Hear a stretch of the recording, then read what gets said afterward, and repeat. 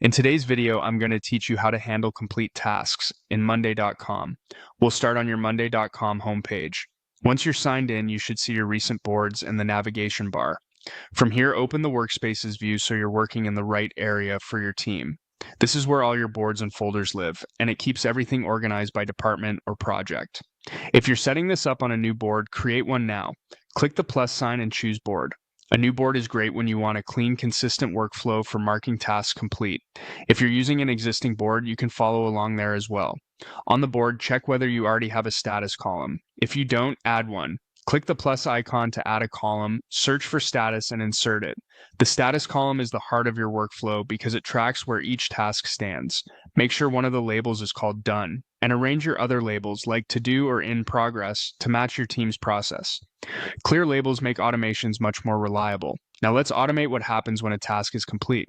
Click Automate at the top of the board to open the Automation Center, then use the search box and type Done.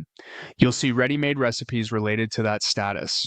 Choose the template that fits your process. For example, when status changes to done, move item to a completed group, archive the item, or notify the assignee.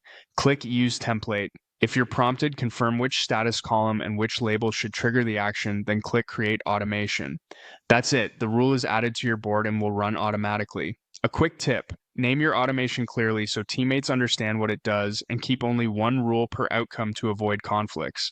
If results aren't what you expect, open automations to review the activity log and adjust the template rather than stacking multiple overlapping rules. As a best practice, let your team know how to use the status column.